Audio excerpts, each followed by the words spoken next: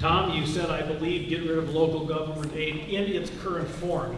You left yourself a little wiggle room. No, I absolutely did not. And I disagree with some of my colleagues up here because, first off, a form of LGA, my understanding, has been around since the 50s, and it was intended, essentially, it's been morphed to non-essential, but it wasn't even to be non-essential. It was for police and fire. That's what it was for. And there was a formula that was population-based when it came in. And guess what? It really has never been changed. But what has been changed is we've got cities. This is the modern-day way of delivering pork. I mean, you've got the cities of Minneapolis, St. Paul, I think it's Duluth, and one other one that are getting the lion's share of this. It is not being used for what it was intended, and it's become a political football. I don't know why the city of Minneapolis, and somebody might want to check this, my understanding is they're using some of these dollars to hire somebody who is a pedestrian control supervisor. This is the kind of ridiculous stuff that this money gets used for. And when I said not yet, I'll tell you what, we should have something for police and fire in areas where you can't provide it because of the revenue. But I'll tell you what, I offered a bill last year that would take this over 5 years because the political football that we don't like in St. Paul is they come pointing the finger at St. Paul. Everybody at the county level points the finger at the legislature. So what I did was do a 5-year program. The county boards get a lump sum of their LGA, and guess what? They can answer to the people in their own county whether they're worthy of this money or not, and it gets phased out over 5 years. So I've already offered the bill. All right, very good. Did I still have 15 seconds left? By all means, please. Sorry. All right, I believe we are next. David, I believe it is your turn to go ahead and lead out with an answer to a question here. I'm hoping we can get 2 more in, otherwise I'm going to feel bad that Bill didn't get to start on a question. Oh, that's okay. Trying to make that's this okay.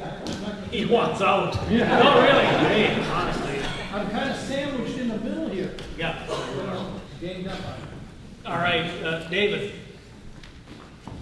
What should the state of Minnesota do if any city declares itself a city that is going to cover for immigrants, that is going to be a sanctuary city for immigrants? What should the state do?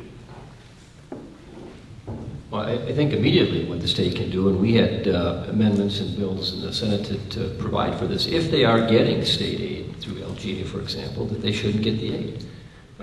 It is not, I don't understand what the authority is of any city to pass a local ordinance to say we're not going to enforce the law. I don't understand that. And I think that if a city takes that position that they're not going to enforce law, that the state has an obligation to put pressure on them to do that. So I think immediately we can do things to begin to deny them the aid that they're getting until they do comply with the requirement to enforce the law.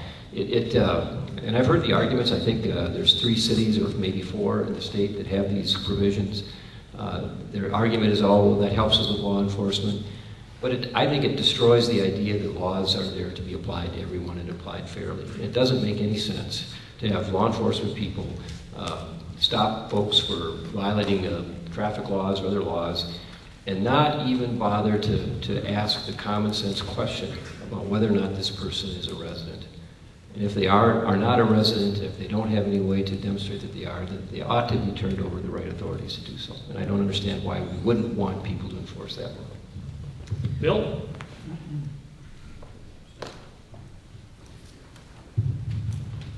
First of all, I think it's irresponsible, and that city councils have no authority to create a situation with the sanctuary cities. And the first thing we need to do is get rid of them. And let the police do their job. That's the way I feel. Because, you know, they're out in front lines every day. And, you know, they're stopping people and they're checking people. And, you know, we've had situations. Marty had the situation in his district where people were killed by an illegal alien. What happens if a police officer would have stopped that person and been able to check and found their status and were able to turn them over to the proper authorities and they were dealt with and sent back to their proper country? You know, we would have 4 people alive today. That's the responsibility of a local official, to protect his citizenry, and they're not doing it. So we would get rid of it, and plain and simple. Leslie, what would be the sanction, if any, for a sanctuary city?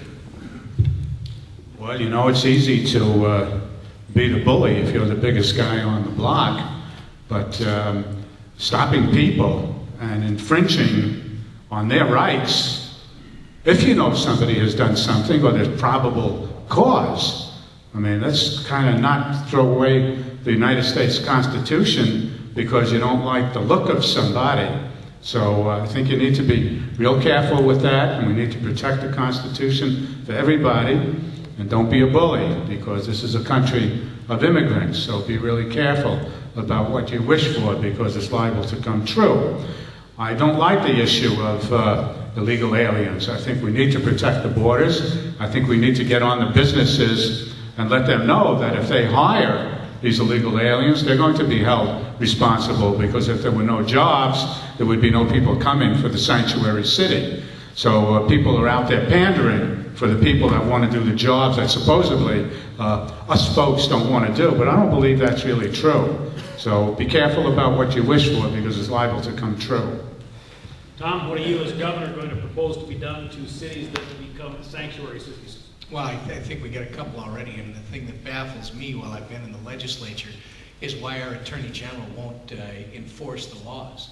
I mean, that's really the Attorney General's job, and for some reason the Attorney General is going to allow certain cities in this state to thumb their nose at the laws. You know, you want to destroy civil society, you start to lose respect for the laws. I think as a governor, what you do is you set out a path that we are going to enforce all immigration laws in the state of Minnesota. If you don't like the law, then you should go and get it changed. But in the meantime, as long as it's a law, we're going to enforce it. And if it's a federal law and the federal government's not enforcing it, we're doing for them as governor, I would send them a bill. I think we enforce it and we send the feds a bill if they're not going to enforce their own laws. But in the meantime, I think this is one of the changes that needs to happen in 2010. We need to get an attorney general in this state that actually will enforce the laws and defend the citizens of the state of Minnesota as opposed to their own political agenda. I completely agree with Tom on this. These sanctuary cities are essentially picking and choosing which laws their police forces are going to enforce. This would be like if Chaska said, we're not going to enforce the prostitution and drug laws here anymore. I mean, that is the equivalent of what's happening. And they don't have the authority to do that. They need to be forced to do that. Or the state, who is responsible for public safety, needs to bring in their own sheriff or whatever and get that done. Because we cannot allow cities to pick and choose, and we cannot allow an attorney general to set up a situation where they are not enforcing our state laws. Paul? Well, the first thing I think I'm going to do is I think I'm going to encourage Tom to run for attorney general. I'm only kidding. I would do the same thing I've done for the last 3 years. I've been the chief author in the Minnesota House of Representatives of the bill to prohibit sanctuary cities here in the state of Minnesota.